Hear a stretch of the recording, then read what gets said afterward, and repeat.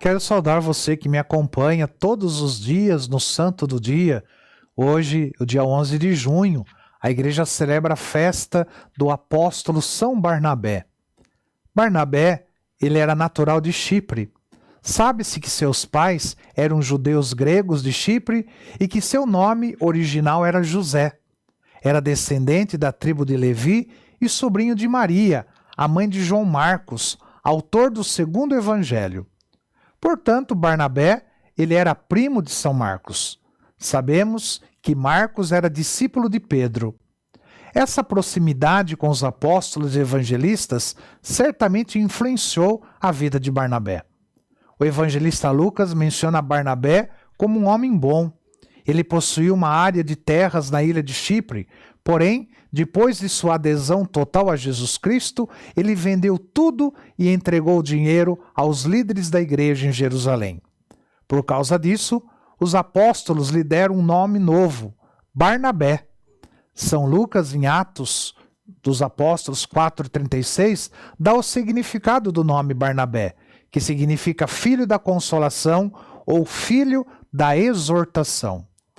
Algumas fontes dizem que Barnabé e Paulo estudaram juntos em Chipre, na escola do grande mestre Gamaliel.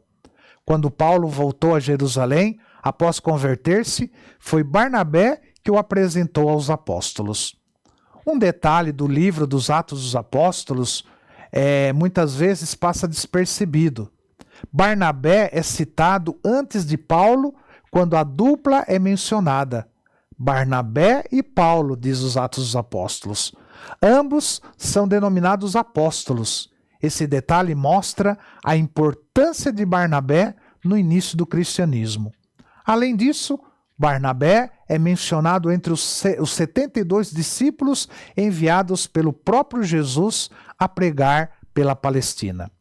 São Barnabé é citado como um dos primeiros profetas e mestres atuando na igreja de Antioquia. Ele foi enviado para lá por ordem dos apóstolos de Jerusalém, a fim de supervisionar, orientar e conduzir a comunidade cristã mais próspera da região.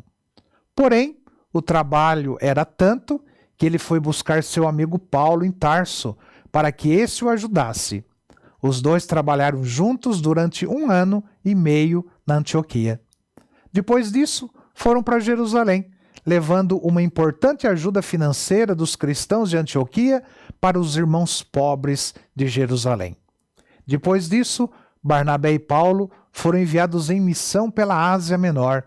Estiveram anunciando o evangelho em Chipre, Panfilha, Licônia e Pisídia. Em Lídia, os dois passaram por uma experiência inusitada.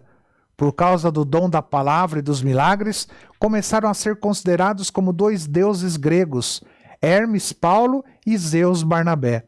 Os dois tiveram muito trabalho para convencer a população que eles não eram deuses, mas simplesmente enviados em nome do único e verdadeiro Deus.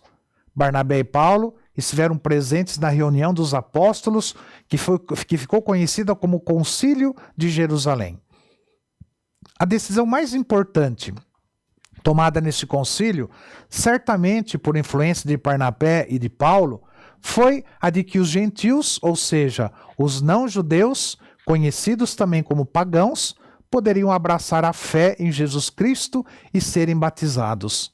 Assim, a fé em Cristo se espalhou pelo mundo afora do judaísmo. Foi um grandioso passo da igreja nascente. Voltando a Antioquia, Paulo convidou Barnabé para empreender em outra viagem missionária.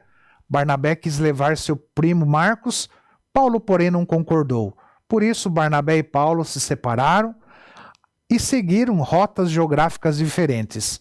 Barnabé e Marcos foram anunciar o evangelho na ilha de Chipre, como nós vemos no Atos dos Apóstolos, no capítulo 15. Relatos indicam que São Barnabé tenha sido morto em Salamina, em Chipre, por judeus. Esses não suportaram o grande sucesso de Barnabé, que ele alcançou entre os judeus, prenderam-no e depois o apedrejaram. Marcos, seu primo, evangelista, sepultou o corpo numa caverna. Séculos mais tarde, Em 488, suas relíquias foram encontradas e um mosteiro foi construído em sua homenagem em Salamina. Por isso, São Barnabé passou a ser venerado como o padroeiro de Chipre. São Barnabé, rogai por nós. Que o Senhor te abençoe, em nome do Pai, do Filho e do Espírito Santo. Amém.